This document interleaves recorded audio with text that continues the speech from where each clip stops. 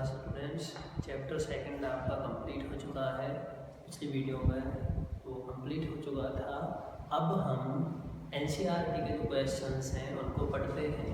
वैसे तो ज़्यादातर क्वेश्चंस आ ही चुके हैं, उनके आंसर्स आ ही चुके हैं, लेकिन फिर भी एक बार जिसे कि पूरा चैप्टर रिवाइज हो जाए हम उनको पढ़ लेते हैं। तो जो पहला जो क्वेश्चन है एनसीईआरटी में टेक्सचुअल क्वेश्चंस में वो है why should curd and sour substances not to be kept in brass and copper vessels, कि जो दही और खट्टे पदार्थ हैं वे तांबे के या कांसे के बर्तनों में क्यों नहीं रखने चाहिए। तो अम्लों के जब रासायनिक गुणधर्म मैंने बताए थे तो सबसे पहले ही बताया था कि धातु अम्लों के साथ क्रिया करती है, ठीक है भाई, और धातुएं अम्लों के साथ क्रिया करके हाइड्रोजन गैस उत्पन्न करती हैं, यौगिक बनाएंगी और हाइड्रोजन गैस उत्पन्न करेंगी। तो क्या है कि वही आएगा आंसर कि जो अम्ल है, ठीक है ना, क्रियाशील होते हैं, धातुओं के साथ क्रियाशील होते हैं, रिएक्ट करते हैं और उनके साथ कंपाउंड बनाएंगे, यौगिक बनाएंगे और हाइड्रोजन गैस उत्पन्न करते हैं, ठीक है ना। तो क्या है कि ब्रास जो है, ब्रास बोलते हैं पीतल को। पीतल किस किस का मिक्सचर है? कॉपर और जिंक का, ठीक है भाई। तो कॉपर और जिंक का जो मिश्र धातु को क्या है? पीतल है। और दूसरा आपको बताया था तांबा। तो पीतल एवं तांबे के बर्तन में नहीं रखने चाहिए, क्योंकि अम्ल दही एवं खट्टे पदार्थ जो उनमें अम्ल होते हैं, और अम्ल जब धातुओं के साथ क्रिया करेंगे तो उनके कंपाउंड यौगिक बनाएंगे और हाइड्रोजन गैस उत्पन्न करेंगे। और जो यौगिक हैं ये काफ़ी पॉइजनस होते हैं, जहरीले होते हैं, तो जो शरीर के लिए हानिकारक होंगे, ठीक है भाई। ये आंसर बनेगा। आगे है which gas is usually liberated when an acid react with a metal. अभी बताया है कि जब एक धातु किसी अम्ल के साथ या जब कोई अम्ल किसी धातु के साथ क्रिया करता है, कौन सी गैस उत्पन्न होती है? कौन सी गैस उत्पन्न होती है? Hydrogen gas. बार बार बता चुके हैं। इलस्ट्रेट विद एन एग्जाम्पल, एक उदाहरण की सहायता से वर्णन करिए। कोई सा भी एग्जाम्पल आप दे सकते हो। जिंक का ले लीजिए Zn plus HCl, zinc chloride ZnCl2 plus में H2। मैग्नीशियम का ले लीजिए, कोई सा भी एग्जाम्पल ले लीजिए। आगे है कि इसकी जो how will you test for the presence of this gas, आप इस गैस की उपस्थिति कैसे पता करेंगे? तो हाइड्रोजन क्या है? वही ज्वलनशील गैस है हाइड्रोजन, ठीक है ना। तो जब आप इसके पास एक बर्निंग मैच सेटिंग चलती हुई माचिस की तीली लेकर जाओगे तो क्या है, वो एक पॉप की ध्वनि के साथ आग पकड़ेगी, आवाज़ करेगी, ठीक है भाई। तो ये इसका पता चलेगा इस हिसाब से। आगे क्वेश्चन है metal compound A react with dilute hydrochloric acid to produce effervescences, कि एक धातु का यौगिक है, ए कोई धातु का यौगिक है जो तनु हाइड्रोक्लोरिक अम्ल के साथ अभिक्रिया करेगा, द गैस इवॉल्व, और जो गैस इसमें उत्पन्न होगी एक्सटिंग्विश एक बर्निंग कैंडल। एक्सटिंग्विश का मतलब होता है बुझा देना, वो एक जलती हुई मोमबत्ती को बुझा देती है। यहीं से बात समझ में जानी चाहिए, ज़्यादातर बुझाने में कौन सी गैस प्रयोग होती है आपको। तो right a balanced chemical equation, एक संतुलित रासायनिक समीकरण लिख दिए इस अभिक्रिया के लिए। If one of the compound formed calcium chloride, अगर बनने वाला एक कंपाउंड क्या है? कैल्शियम क्लोराइड है। ध्यान से देखिए क्या बनना है? कैल्शियम क्लोराइड कंपाउंड बनना है, ठीक है भाई। और आपसे कहा है कि जो गैस इसमें उत्पन्न हो रही है इस अभिक्रिया में वो बुझा देती है मोमबत्ती को। तो बुझाने में हमेशा कौन सी गैस ज़्यादातर जो यूज होती है वो कौन सी होती है? कार्बन डाइऑक्साइड होती है, ठीक है ना। तो क्या है कि क्या क्या बन रहा है? ये बनना है, ये बनना है। तो ऐसा मैंने दूसरा ही बताया था कि जब अम्लों के रासायनिक गुणधर्मों में कि जब भी कोई यौगिक या जो ये क्रिया करते हैं तो क्या बनाते हैं? लवण, जल और कार्बन डाइऑक्साइड बनाते हैं, ठीक है ना। अम्ल क्रिया करते हैं धातु कार्बोनेटों के साथ, तो क्या कौन सा कार्बोनेट रहेगा? CaCO3। किसके साथ? क्लोराइड लवण बनना है तो किसके साथ? कौन से के साथ? हाइड्रोक्लोरिक अम्ल के साथ क्रिया होगी और क्या बनाएगा? लवण, कार्बन डाइऑक्साइड और प्लस H2 भी आपको देखना पड़ेगा। तो ये रिएक्शन है, ठीक है भाई। बोला है कि इसको सॉल्व करना है, सॉरी संतुलित करना है, संतुलित कर लीजिए। इधर हाइड्रोजन 2 है, इधर 1 है, इसको 2 से मल्टीप्लाई करिए, और इधर अब हाइड्रोजन 2 हुए, क्लोरीन 2 हुए, और ऑक्सीजन इधर 2 और एक 3 इधर 3। तो ये जो है अब कंप्लीट है, ये जो संतुलित रासायनिक समीकरण रासायनिक हो चुकी है, ठीक है भाई। तो जो उसमें पूछा गया था मेटल कौन सा है, उस धातु कौन जो भी कौन सा है वो कौन सा है, वो ये मेटल कंपाउंड है, ठीक है ना। और कौन सी गैस है जो उसको बर्न हो जाती थी, जो कि मोमबत्ती कार्बन डाइऑक्साइड है। आगे जो क्वेश्चन है, वाई डू HCl हाइड्रोक्लोरिक अमल, HNO3 नाइट्रिक अमल ETC show acidic character in aqueous solution, वे जलीय विलयन में ही अपना अम्लीय अभिलक्षण क्यों प्रदर्शित करते हैं, वाइल जबकि solution of compounds like alcohol and glucose, जबकि जो अल्कोहल और ग्लूकोज जैसे यौगिक हैं वो अम्लीय बिहेवियर क्यों प्रदर्शित नहीं करते। तो आपको स्टार्टिंग में ही मैंने बताया था आज पार्ट में कि अमलों में H पॉजिटिव आयन उपस्थित होते हैं या हाइड्रोनियम आयन H3O पॉजिटिव, और वे इसको जब जलीय विलयन में वो घुलते हैं तभी वो अपने आयनों में वियोजित होते हैं, जिस प्रक्रिया क्या बोलते थे, आयनीकरण बोलते थे। बताइए थी ना आपको आयनीकरण, आयनाइजेशन को बताई थी, जिसमें क्या था कि जो अमल है वो अपने H पॉजिटिव आयन में वियोजित होंगे या हाइड्रोनियम आयन में H3O पॉजिटिव में या क्षार OH नेगेटिव आयन में वियोजित होंगे। तो वही है कि जो अमल है उनमें तो H पॉजिटिव आयन उपस्थित होते हैं, लेकिन जो ग्लूकोज है और एल्कोहल है वे जलीय विलयन में घुल करके H पॉजिटिव आयन को डिसोशिएट करने में और वियोजित होने में असफल रहते हैं, ठीक है ना, यही रीजन है। नेक्स्ट है, why does an aqueous solution of N acid conduct electricity, कि किसी भी अमल का जलीय विलयन विद्युत का चालन क्यों करता है। वही रीजन आएगा कि अमल का जलीय विलयन विद्युत का चालन इसलिए करता है क्योंकि जलीय विलयन में जाकर के वो H पॉजिटिव आयन प्रोड्यूस करेगा, जो कुछ इस प्रकार है वो आपको बता भी दे रहे हैं। HCl किस किस में डिसोसिएट होगा, H positive plus Cl negative, या H पॉजिटिव की जगह आप H3O पॉजिटिव भी लिख सकते हैं, बात एक है, कोई समझ नहीं, H पॉजिटिव या H3O पॉजिटिव वही है, ठीक है ना। H2SO4 को अगर आप ये एक्वस सॉल्यूशन है, H2SO4 को अगर आप डिसोसिएट करोगे जलीय विलयन को तो किस किस में टूटेगा, 2H पॉजिटिव या ये एक्वस होगा और प्लस SO4 2 नेगेटिव, ठीक है। इस प्रकार ये डिसोसिएट वियोजित होने आया। आगे देखिए, why does dry HCl gas not change the colour of dry letters paper, ये क्वेश्चन मैं पहले बता चुका हूँ कि शुष्क हाइड्रोक्लोरिक गैस शुष्क लेटरस पत्र के रंग को क्यों नहीं बदलती है। सारी चीज़ें शुष्क हैं, शुष्क का मतलब जलीय विलयन है ही नहीं, और अगर जलीय विलयन नहीं है तो अमल H पॉजिटिव आयन प्रोड्यूस नहीं करेंगे, ठीक है ना। तो यही रीजन है इसका। वाई डाइल्यूटिंग एन एसिड, अमल को तनुकृत करते समय वाई इज इट रिकमेंडेड, यह है अनुशंसित क्यों किया जाता है, दैट कि the acid should be added to water, कि अमल को जल में मिलाना चाहिए ना कि जल में अमल। पहले भी मैं बता चुका हूँ कि अगर ये एक बीकर में यहाँ सपोज करिए इसमें वाटर है, अगर आप इसमें बूंद बूंद करके एसिड डालते हो तो ये प्रोसेस ठीक है हमारे तो, लेकिन अगर किसी बीकर में आपने एसिड रख दिया और अगर आप इसमें वाटर डालते हो तो ये प्रोसेस गलत है, क्योंकि ये जो प्रक्रिया है वो हाईली एक्सोथर्मिक रिएक्शन होगी, बहुत ही क्रियाशील अभिक्रिया होगी, बहुत ही ऊष्माक्षेपी अभिक्रिया होगी, हीट ऊष्माक्षेपी।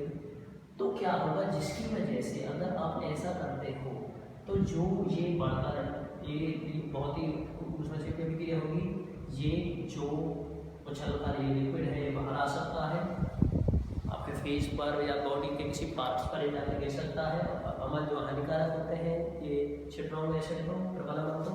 और क्या है, ये जो कांच का बर्तन है ये भी टूट सकता है जब ज़्यादा उसमें निकलेगी, हीट होगी, और जो एसिड है वो कहीं भी गिर सकता है। तो ऐसा कभी नहीं करना चाहिए, जबकि ऐसा करना चाहिए वाटर में बूंद बूंद करके एसिड मिलाना चाहिए, उसे धीरे धीरे डाइल्यूटेड तनुकृत करते रहना चाहिए, ठीक है भाई। How is the concentration of hydronium ion affected when a solution of an acid is diluted? Hydronium ion की जो सांद्रता वो किस प्रकार प्रभावित होती है, ठीक है ना। जब किसी भी विलयन को अमल के विलयन को तनुकृत किया जाएगा तो वही इसमें जो है ये क्या होगी, इसमें हाइड्रोनियम आयन की सांद्रता इंक्रीज होगी, बढ़ेगी। अगला, how is the concentration of hydroxide ion affected. अब इसमें OH नेगेटिव की पूछिए, ये किस प्रकार प्रभावित होगी, when excess base is dissolved in which solution of sodium hydroxide. जब सोडियम हाइड्रोक्साइड में ज़्यादा बेस मिला दिया जाए तो ये किस प्रकार होगा। तो ये भी क्या है कि जो कंसंट्रेशन ऑफ OH नेगेटिव है वो बढ़ेगी और जो सॉल्यूशन है वो ज़्यादा बेसिक हो जाएगा, ठीक है ना। आगे देखिए, you have two solutions A and B। आपके पास A और B दो सॉल्यूशन है, ये A हुआ और ये B हुआ, ठीक है ना। आगे है the pH of solution A 6, इसका pH मान कितना है, 6 है, और इसका pH मान आपको दे दिया 8। ध्यान से देखिए, आगे क्वेश्चन पढ़िए, which solution has more hydrogen ion concentration. H positive आयनों की सांद्रता किस में अधिक होगी। पहली बात क्या है कि pH में जब मैंने आपको समझाया था, यहाँ 7, ये 0, ये 14, जैसे जैसे आप इधर बढ़ते जाते हो क्षारीयता बढ़ती जाती है, इधर बढ़ते जाते हो अम्लीयता बढ़ती जाती है, अर्थात इधर जाते हो H आयनों की सांद्रता बढ़ती जाती है, इधर जाते हो OH नेगेटिव आयनों की जो कंसंट्रेशन वो बढ़ती जाती है। तो इसमें ज़्यादा इसका, ये पहली बात तो एसिड है, अम्लीय है, और ज़्यादा H आयन किसमें होंगे, इसमें होंगे, सॉल्यूशन A में। आगे है which of this is acidic and which one is basic. तो इनमें अम्लीय कौन सा है, यही है, और क्षारीय कौन सा है, ये है, क्योंकि जिनका 7 से ज़्यादा pH मान होता है वो सब क्या होते हैं, बेसिक होते हैं, क्षारीय होते हैं, एल्कलाइन होते हैं। What effect does the concentration of H positive ions have on the nature of a solution। वही बात पूछी है कि H पॉजिटिव आयनों की उपस्थिति से किसी विलयन की प्रकृति पर क्या प्रभाव पड़ता है। तो आपको वही बताना है, अगर किसी विलयन में H पॉजिटिव आयन की कंसंट्रेशन ज़्यादा होगी तो वो ज़्यादा एसिडिक होगा, कम होगी तो वो कम एसिडिक अर्थात कम अम्लीय होगा, ठीक है भाई। और OH नेगेटिव में पूछ लेगा ऐसे ही, तो अगर उसमें OH नेगेटिव आयन की सांद्रता कम होगी तो वो क्या है, अम्लीय, सॉरी क्षारीय, कम क्षारीय होगा, ज़्यादा होगा तो अधिक क्षारीय होगा, ठीक है ना। आगे देखिए, नेक्स्ट जो क्वेश्चन है वो है do basic solutions have also H positive ions, if yes why are they basic. पूछ रहा है क्या क्षारीय विलयनों के पास भी H पॉजिटिव आयन होता है, और अगर होता है तो फिर वे क्षारीय क्यों होते हैं। तो ये बात सही है कि जो क्षारीय विलयन है उनमें भी H पॉजिटिव आयन होते हैं, लेकिन OH नेगेटिव आयन की कंपैरिजन में कम होते हैं। OH नेगेटिव आयन बहुत ज़्यादा होते हैं और H पॉजिटिव बहुत कम होते हैं, ठीक है भाई। आगे देखिए, अंडर व्हाट सॉइल कंडीशंस, मिट्टी की किन दशाओं के कारण या कौन सी दशाओं के अंतर्गत do you think a farmer would treat of this soil is fields with quicklime, कि कोई भी किसान अपने खेत को किस इससे उपचारित करे, जैसे कि क्विकलाइन कैल्शियम ऑक्साइड हो जाए और एंड स्लैगलाइन या कैल्शियम हाइड्रोक्साइड हो जाए, या चाक कैल्शियम कार्बोनेट जो जिसको संगमरमर खड़िया पत्थर आप बोलते हो। तो अगर कोई किसान अपने खेत में या तो क्विकलाइन डाल रहा हो अर्थात बिना बुझा हुआ चूना, या स्लैगलाइन डाल रहा हो, या कैल्शियम कार्बोनेट डाल रहा हो, तो अर्थात कौन सी दशा में डालेगा।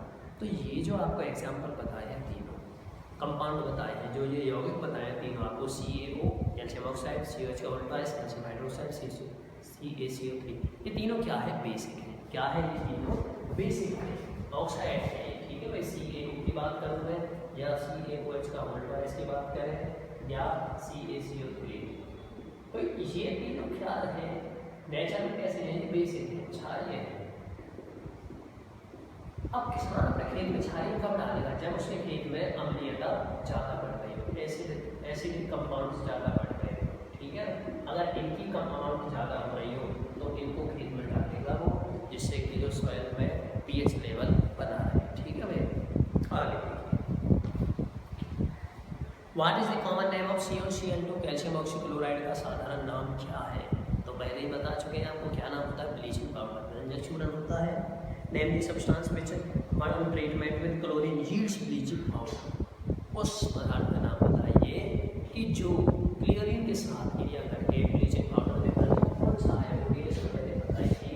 CaOH का वोल्टाइज प्लस Cl2 क्या बनाएगा, CaOCl2 प्लस H2O। तो ये वो कंपाउंड CH का होल्ड मास, बुझा हुआ चूना, जो क्या है स्लैक्ड लाइम है। आगे देखिए, name the sodium compound which is used for softening water. पानी के कठोरता को दूर करने के लिए कौन सा प्रयोग किया जाता है? तो वाशिंग सोडा, धावन सोडा है। इसका रासायनिक सूत्र क्या है? Na2CO3। क्या रासायनिक सूत्र आता है उसका? Na2CO3 into 10H2। नाम क्या है उसका? वाशिंग सोडा, धावन सोडा। ठीक है, ये साधारण नाम है, सिंपल नेम है, ये पूछा जा सकता है। What will happen if a solution of sodium hydrogen carbonate is heated? Give the equation। क्या होगा अगर सोडियम हाइड्रोजन कार्बोनेट के विलयन को गर्म किया जाए? अच्छा, क्या तो ये नाम किसका है? Sodium hydrogen carbonate. Sodium hydrogen carbonate इसका नाम है बेकिंग सोडा का है। तो अगर आप इसको हीट करते हो, गर्म करते हो, तो किस किस में बदल जाएगा? क्या क्या उत्पन्न करेगा? Na2CO3 बदल देता हूँ मैं, रिएक्शन ही NaFCO3 को अगर हीट किया जाएगा क्या बनेगा? Sodium carbonate Na2CO3 CO2 plus H2। ठीक है भाई। और आगे अगर पूछा जाए कि अगर इसकी क्रिया करनी हो तो Na2CO3 में जल के 10 अणु जो है वो मिला दिए जाते हैं, तो क्या बनेगा? वाशिंग पाउडर बन जाता है, धावन सोडा। आगे जो क्वेश्चन है, right an equation two show the reaction between plaster of Paris and water. Plaster of Paris और जल के बीच अभिक्रिया नहीं है। प्लास्टर ऑफ पेरिस का जो रासायनिक सूत्र है वो क्या होता है? क्या होता है प्लास्टर ऑफ पेरिस का रासायनिक सूत्र? POB का CaSO4 इंटू हाफ जल के साथ अभिक्रिया करनी है तो इंटू 1 से इक्वल 2H2। तो क्या बनाता है ये? टोटल क्या बन जाएगा? CaSO4 into 2H2। तो किसका रासायनिक सूत्र है ये पता मुझे, किसका रासायनिक सूत्र है? जिप्सम। इसका है जिप्सम। ठीक है, ये है। आगे आपसे पूछा जाए, इस solution turn red litmus blue. एक विलयन है जो लाल लिटमस को नीले में बदल देता है और उसका pH क्या होना चाहिए? अच्छा, लाल लिटमस को नीले में कौन बदलते हैं? नीले को लाल में बदलते हैं अमल, और लाल को नीले में बदलते हैं क्षार। तो क्षारों का pH कितना होता है? 7 से 14 के मध्य होता है। अब देखिए इसमें 1 ये नहीं हो सकता है, 4 ये भी नहीं हो सकता है, 5 ये भी नहीं हो सकता है, 10 होगा। ठीक है भाई, आगे देखिए, इस solution reacts with crushed egg. एक विलयन जो है पिसे हुए अंडे के कवच के साथ क्रिया करता है तो गिव ए गैस, एक गैस उत्पन्न करता है। That turn lime water milky, जो लाइम वाटर को दूधिया कर देता है। द सॉल्यूशन कंटेन्स, तो उस विलयन में क्या होगा? ये वाली रिएक्शन देखिए, ये क्या होगा? उसमें HCl होगा, क्योंकि वही जो अंडे का कवच है वो इसी का बना होता है, HCl का। ठीक है भाई, आगे देखिए, 10 ml of a solution of NaOH is found to be completely neutralized by 8 million solution। 10 millilitre NaOH का जो विलयन है वो 8 मिलीलीटर हाइड्रोक्लोरिक अम्ल के विलयन से उदासीन हो जाता है। ठीक है भाई, अब कह रहा है कि 20 ml को करने के लिए कितनी जरूरत पड़ेगी? 16 की 8 तो 16। ठीक है, which one of the following type of medicine is used for treating indigestion. अपचन को दूर करने के लिए किसका प्रयोग किया जाता है? तो एंटासिड्स का प्रयोग किया जाता है, प्रति अम्लों का। क्या होते हैं एंटासिड्स? वे पदार्थ होते हैं जो वे क्षार होते हैं जो अम्ल के प्रभाव को उदासीन करने के काम आते हैं। पहले बता चुके हैं चैप्टर में। एग्जाम्पल जैसे कि मिल्क ऑफ मैग्नीशियम, जिसका रासायनिक नाम क्या है? Magnesium hydroxide. रासायनिक सूत्र क्या है उसका? MgOH का होल्ड मास। ठीक है भाई, नेक्स्ट क्वेश्चन देखिए, write word equations and then arrange the following equations for the reaction taking place. सब समीकरण लिखना है, उसको संतुलित करना है। सिंपल से ही है सभी। Dilute sulphuric acid react with zinc granules. Tanu sulphuric अम्ल जिंक के दानों के साथ क्रिया करेगा तो क्या बनेगी रिएक्शन? Zn, ये क्या Zn प्लस H2SO4 क्या बनाएगा? ZnSO4 प्लस में H2। ठीक है, हाइड्रोजन गैस सब में लिबरेट होनी है, तो ये सभी में प्लस H2 तो आनी है, फिर आपको संतुलित करने हैं। नेक्स्ट क्वेश्चन है, अभी बताया भी था ये पाठ्य पुस्तक वाले क्वेश्चनों में, compound such as alcohol and glucose also contain hydrogens. यौगिक जैसे कि अल्कोहल और ग्लूकोज, इनमें भी हाइड्रोजन होते हैं, परंतु are not categorized as acid. लेकिन फिर भी इन्हें अम्लों में वर्गीकृत नहीं किया गया है। तो describe an activity to prove it. इसको सिद्ध करने के लिए एक क्रियाकलाप। तो आपने एक बीकर लेना है, उसमें कोई सा भी सॉल्यूशन ले लीजिए, एल्कोहल का ले लीजिए, चलो एल्कोहल का ले लीजिए या ग्लूकोज का कोई सा भी एक सॉल्यूशन ले लीजिए, उसमें बीकर में रख दीजिए एल्कोहल और उसमें 2 कील लगाइए, उसको जो है कनेक्ट करिए इलेक्ट्रिसिटी से, बैटरी लगाइए और जब उसमें आप जैसे ही बटन दबाओगे, स्विच ऑन करोगे तो आपने जो बल्ब कनेक्ट किया है सर्किट में वो नहीं जलेगा। क्यों नहीं जलेगा? क्योंकि उस विलयन में से विद्युत धारा प्रवाहित हो ही नहीं है। अगर उस विलयन में से विद्युत धारा प्रवाहित होगी तो वो बल्ब जरूर जलेगा। और विद्युत धारा प्रवाहित क्यों नहीं हो रही है? क्योंकि उसमें H पॉजिटिव आयन नहीं है। ऐसा ही ग्लूकोज के साथ होगा, ऐसा ही एल्कोहल के साथ होगा। लेकिन अगर अम्लीय विलयन होगा तो जरूर विद्युत धारा प्रवाहित होगी और वो बल्ब भी जरूर जलेगा। ठीक है भाई, नेक्स्ट देखिए क्या है कि आसुत जल विद्युत का चालन करता है, जबकि आसुत जल विद्युत का चालन नहीं करता, जबकि बारिश का जल करता है। बता चुका हूँ मैं क्वेश्चन पहले चैप्टर में कि जो आसुत जल है उसमें बिल्कुल अशुद्धियाँ नहीं होती हैं, वो बिल्कुल कोवैलेंट कंपाउंड सहसंयोजी यौगिक होता है। लेकिन जो वर्षा का जल है उसमें अशुद्धियाँ होती हैं, वायुमंडल से सल्फर के डाइऑक्साइड, नाइट्रोजन के डाइऑक्साइड आ जाते हैं और उसमें जो है वो आयनिक कंपाउंड होता है, आयनिक यौगिक होता है। विद्युत जब प्रवाहित होगी जल में जा करके वो वियोजित होगा, एस्पेरेट प्रोड्यूस करेगा और उसमें से विद्युत धारा प्रवाहित होगा। आगे देखिए, why do acid not show behaviour in absence of water. पहले आ चुका है क्वेश्चन, जल पानी की अनुपस्थिति अम्ल जल की अनुपस्थिति में अम्लीय व्यवहार क्यों नहीं प्रदर्शित करते? क्योंकि जल की अनुपस्थिति में H पॉजिटिव आयन उत्पन्न नहीं कर पाते हैं। आपको 5 सॉल्यूशन दिए हुए हैं A B C D E, ठीक है भाई। एक आप pH मान 5 सॉल्यूशन है, आज आगे देता हूँ मैं। A का pH मान दिया हुआ है 4, B का है 1, C का है 11 और D का है 7, E का है 2। ये मैंने लिखे हैं। अब देखिए क्वेश्चन है, इनमें से न्यूट्रल कौन सा है? कौन सा न्यूट्रल? 7 वाला न्यूट्रल होगा, सीधी सी बात, उदासीन 7 पर होता है। नेक्स्ट है स्ट्रांगली एल्कलाइन ट्रिपल क्षार। तो ट्रिपल क्षार कौन सा होगा? जिसका pH मान ज़्यादा होगा।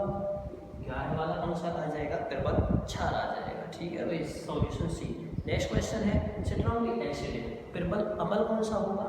ट्रिपल अम्ल कौन सा होगा? ये वाला, जिसका मैंने बताया जितना ज़्यादा कम pH जाएगा उतना H पॉजिटिव आयन की सांद्रता बढ़ेगी, तो उतना ही ज़्यादा ट्रिपल अम्ल होगा। तो वन क्या है? ट्रिपल अम्ल है। नेक्स्ट है वीकली एसिडिक दुर्बल अम्ल। दुर्बल अम्ल कौन सा होगा? ये वाला दुर्बल अम्ल होगा। ठीक है भाई, क्योंकि pH ये 7 से कम है pH मान और pH मान ज़्यादा है तो दुर्बल अम्ल होगा। वीकली एल्कलाइन दुर्बल क्षार ये इसमें आ जाएगा, दुर्बल क्षार नए वाला इसमें आ जाएगा, दुर्बल क्षार आ जाएगा। ये स्ट्रॉन्ग एल्कलाइन दुर्बल क्षार आ जाएगा। ठीक है, तो ये है। आगे देखिए, fresh milk has a pH of 6। जो ताजे दूध का pH मान 6 होता है, आप कैसे सोचते हैं कि उसके pH मान में अगर बदलाव आएगा तो वो दही बदल जाएगा? सीधी सी बात है, जो ताज़ा दूध है उसका pH मान 6 होता है। दूध में लैक्टोबैसिलस जीवाणु होते हैं जो उसे दूध को दही में बदलते हैं। तो और दही क्या है? खट्टी होती है, pH मान कम होगा क्योंकि तभी वो खट्टी होगी। ठीक है ना? तो लैक्टोबैसिलस जो है दूध को उस दही में बदलते हैं और उसके pH मान में चेंज आएगा। चेंज कैसे? वो कम होगा 100%, तभी वो क्या है? दही बनेगी। नेक्स्ट क्वेश्चन है, a milkman adds a very small amount of baking soda to fresh milk. एक दूध वाला जो ताजे दूध में थोड़ा सा बेकिंग सोडा मिला देता है। बेकिंग सोडा क्या है? क्षार है। ताजे दूध का pH मान कितना होता है? 6। तो क्या है? ताजे दूध के pH मान में 6 होता है, उसमें जो एंजाइम होते हैं वो pH मान 6 पर क्रियाशील होते हैं, वो दूध को खराब कर सकते हैं। लेकिन अगर वो उसमें बेकिंग सोडा मिला देता है तो आप जैसा भी समझ रहे हो, बेकिंग सोडा मिलाते ही उसका pH मान कहाँ चला जाएगा? क्षार की तरफ। मतलब 6 से 7 पार करके 8 से पहुँच जाएगा क्षार।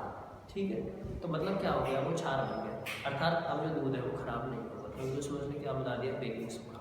नेक्स्ट पार्ट है इसी का, why does this milk take a longer time to become a curd. इस दूध को दही बनने में ज़्यादा समय क्यों लगता है? सिंपल सी बात है, ताज़ा दूध जब 6 से pH मान कम होगा और अब क्या है? बेकिंग सोडा मिला करके उसने pH मान 6 से फालतू कर दिया, 7 से फालतू पहुँच गया और अब उसे 7 पॉइंट समथिंग से या 7 से ज़्यादा से वापस 6 से कम में लाना है तो टाइम लगेगा। ठीक है ना? क्योंकि अब वो क्या है? क्षार में पहुँच चुका है बेकिंग सोडा मिलाने का। तो उसमें क्या है? दूध को अब दही बनने में ज़्यादा टाइम लगेगा। प्लास्टर ऑफ पेरिस, ये क्वेश्चन में बता चुका हूँ पहले भी, should be stored in moisture to containers why. Plaster of Paris को नमी रोधी आर्द्रता बर्तनों में क्यों रखना चाहिए? क्योंकि प्लास्टर ऑफ पेरिस के गुण सीमेंट जैसे होते हैं, इसको आप खुला छोड़ दोगे तो ये पत्थर की तरह बिल्कुल कठोर हो जाएगा, जम जाएगा, ठीक है ना, जल के साथ ही। आगे देखिए, व्हाट इज न्यूट्रलाइजेशन रिएक्शन आ चुकी है। उदासीनीकरण अभिक्रिया, अम्ल और क्षार परस्पर क्रिया करके क्या बनाते हैं? लवण और जल बनाते हैं। वो क्या कहलाती है? उदासीनीकरण अभिक्रिया कहलाती है। कोई सा भी अम्ल, कोई सा भी क्षार लीजिए, लवण और जल बनेंगे, वो क्या है? उदासीनीकरण अभिक्रिया। आगे है आपका important use of baking soda and baking soda. Dhawan soda और बेकिंग सोडा के उपयोग होता है। धावन सोडा का उपयोग जल की स्थायी कठोरता को दूर करने में, कांच, साबुन, बोरेक्स इनको बनाने में किया जाता है। बेकिंग सोडा का उपयोग बेकरी उद्योगों में, सोडा एसिड अपनेशन में और प्रतिअम्ल के घटक के रूप में किया जाता है, ठीक है भाई। यहाँ पर ये एनसीईआरटी के क्वेश्चन आपके कंप्लीट होते हैं, बिल्कुल सभी को करने हैं ये साफ साफ, ठीक है ना।